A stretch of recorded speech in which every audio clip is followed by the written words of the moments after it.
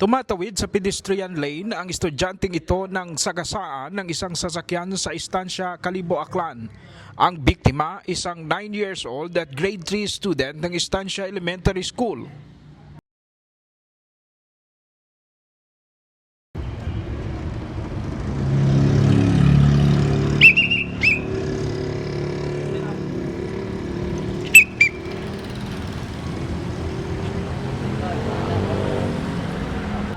Kasama natin si Sir Bernard, no?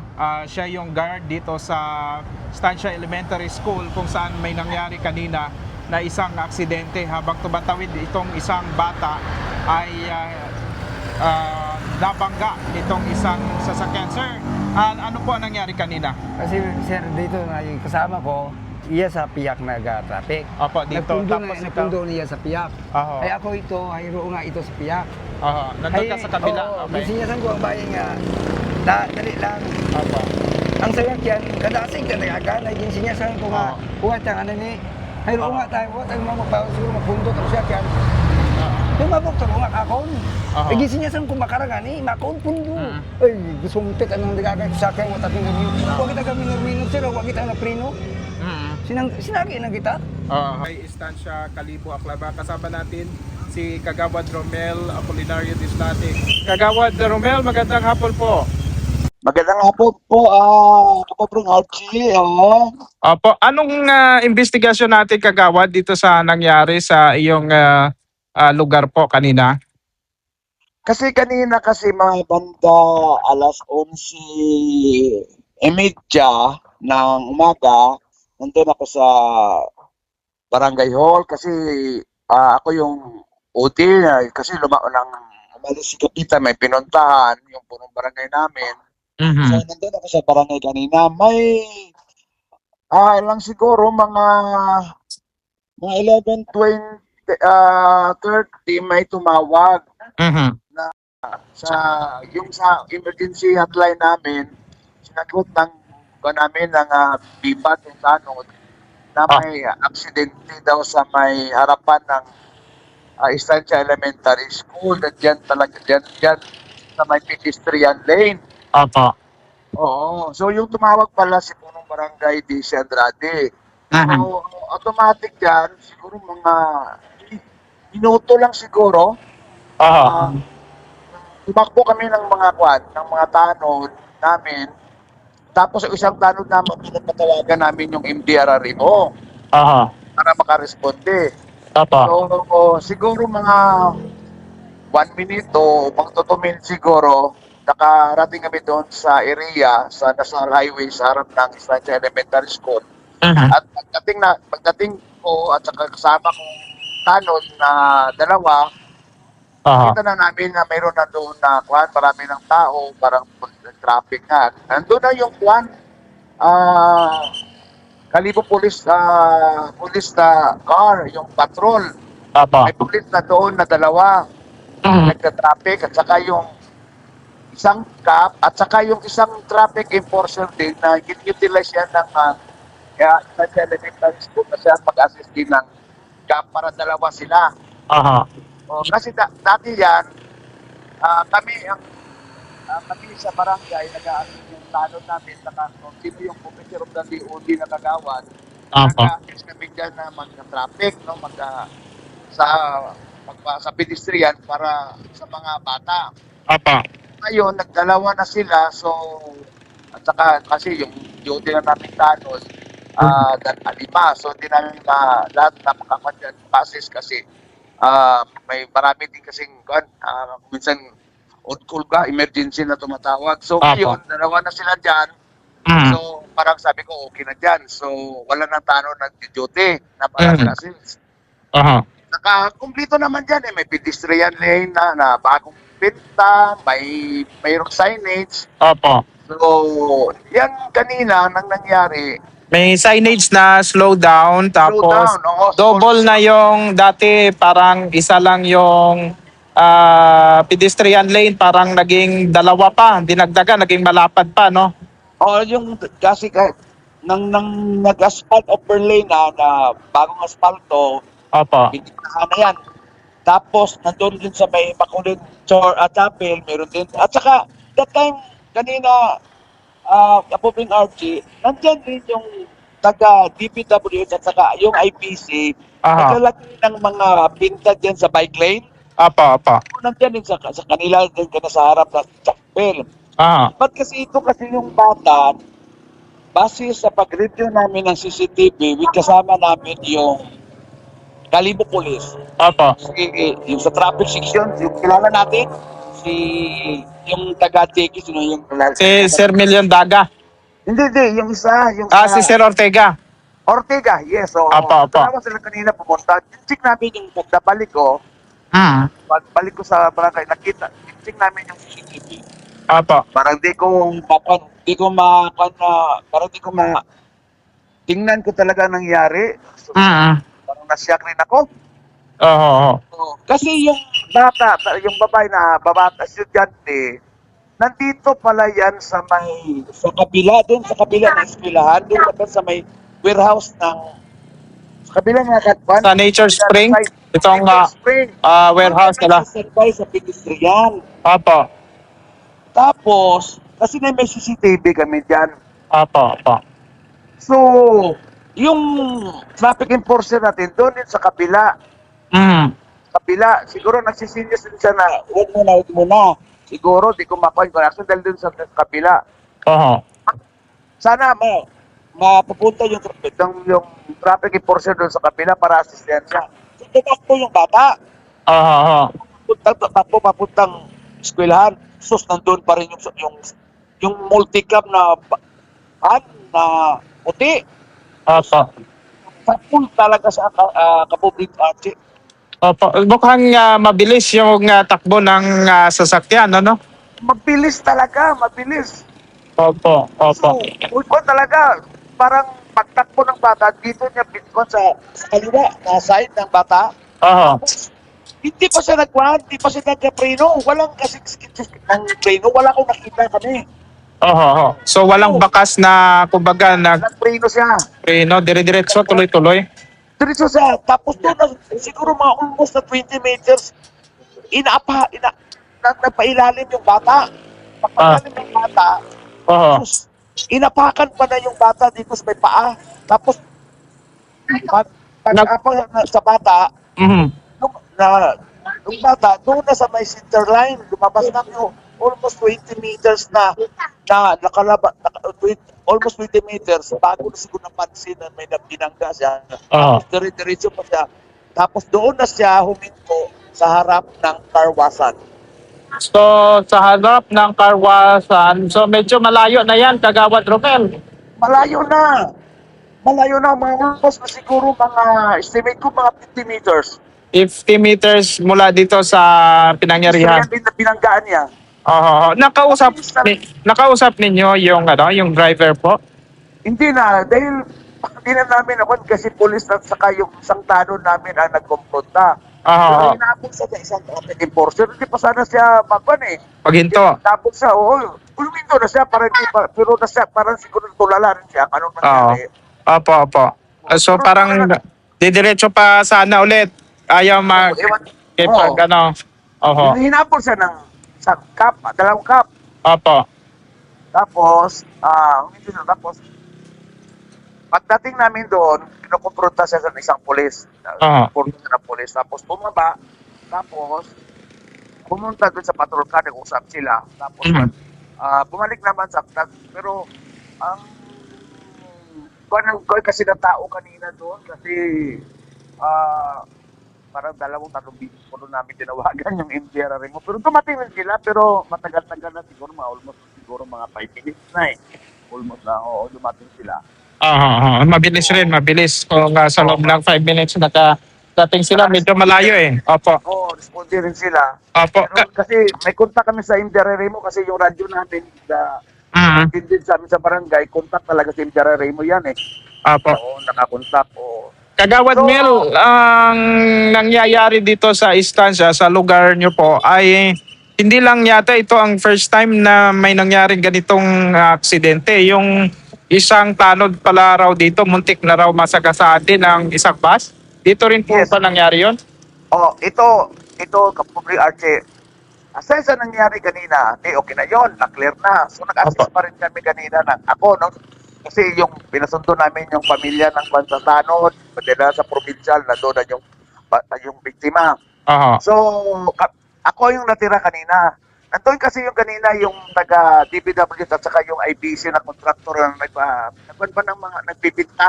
Apa. Sinabihan ko sila kanina. Sabi ko, ibalik ninyo yung rumble strip na nakalagay dyan before chapel at saka before school. Pag galing sa Kalibo, may before elementary school, meron diyang pedestrian lane.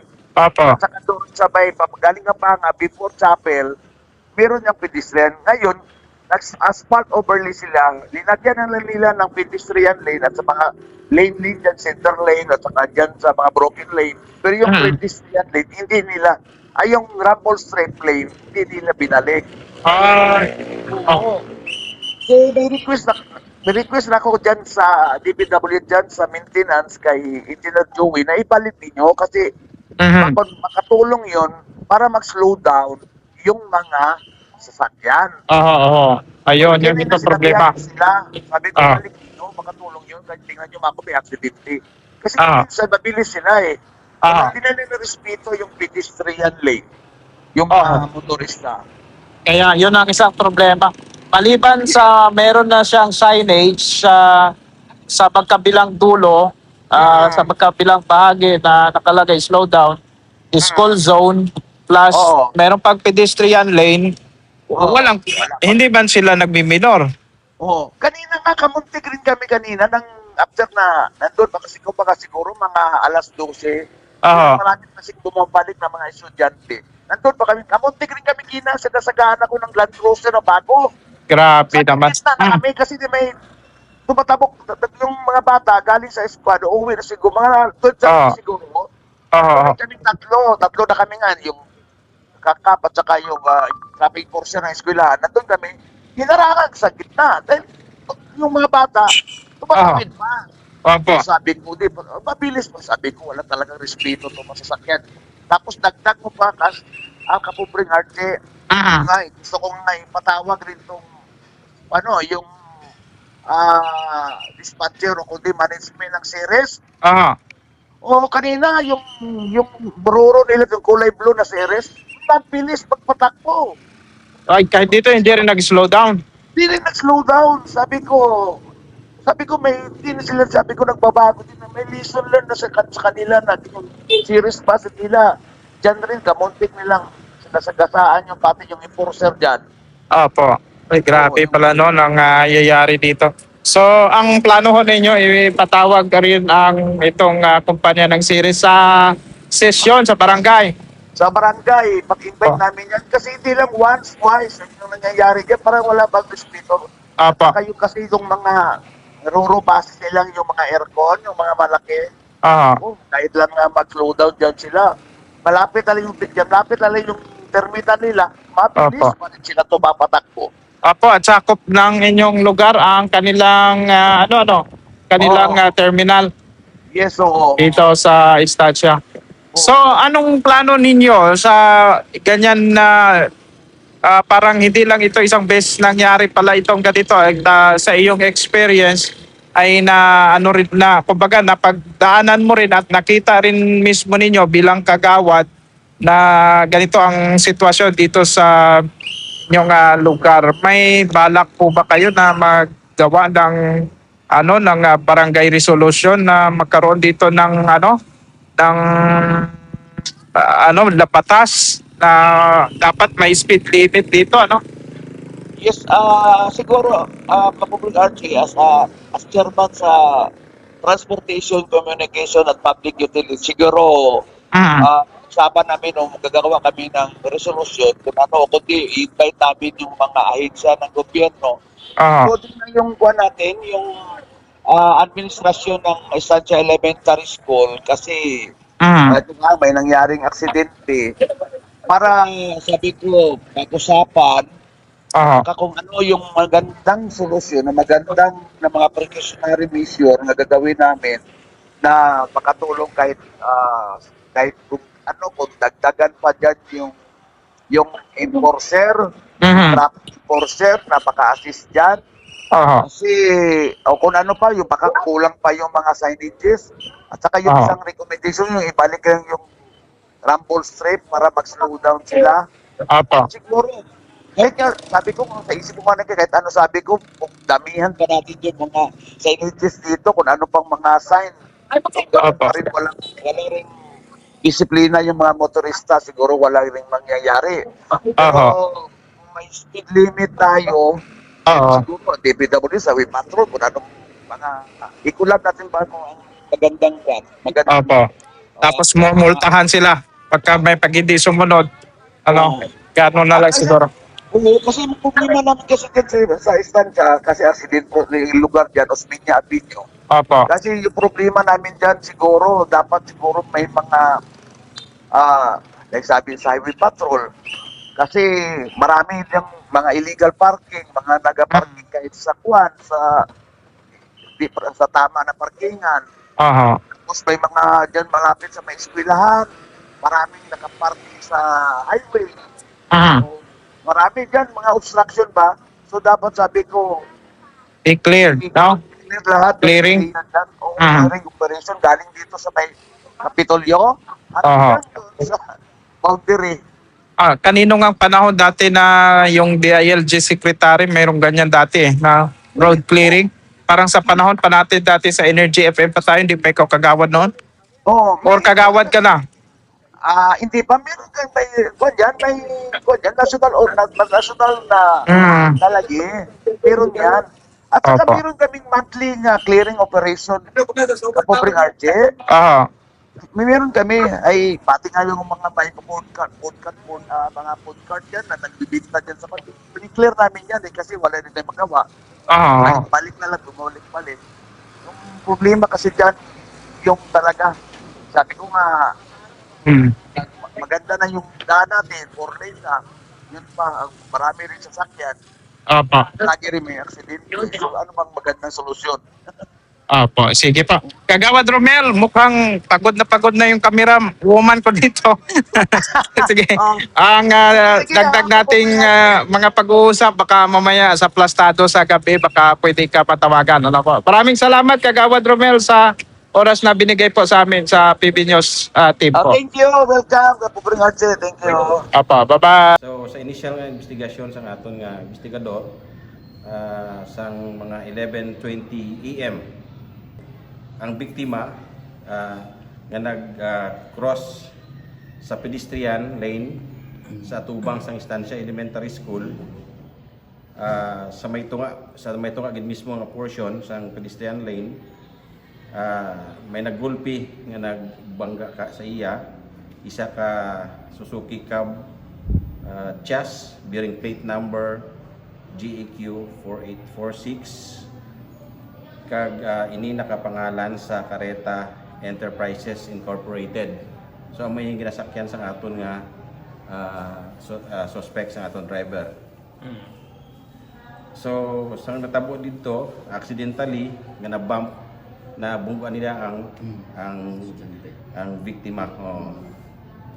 So as a result dito natumba ang biktima kag dito mismo sa idalom nagsulod mo sa idalom mismo sang salakyan kag nadrag pa imaw mga about 5 to 10 meters siguro bago nagpundo ang salakyan. So makita naman sa CCTV siguro nakita niya man kung anong natabo. So pagkatabo dito dayon ang aton nga Kalibo Auxiliary Police kag hold nila ang driver kag amuman kag nagay dayon assistance sa PDRRMO Aklan kag ang biktima gindala sa St. Gabriel Hospital for medical treatment kag sa subong yara mismo imaw sa intensive care unit. So may mga na-sustain mo ang mga injuries sa lawas. Kag sa subong ang driver kag involved nga vehicle yara mismo sa aton sa police station para sa further nga investigation kag sa pag-file sa appropriate nga mga kaso. Sinubukan naming kunan ng pahayag ang driver na nasabing sasakyan pero tumanggi na itong magbigay ng pahayag sa mga media.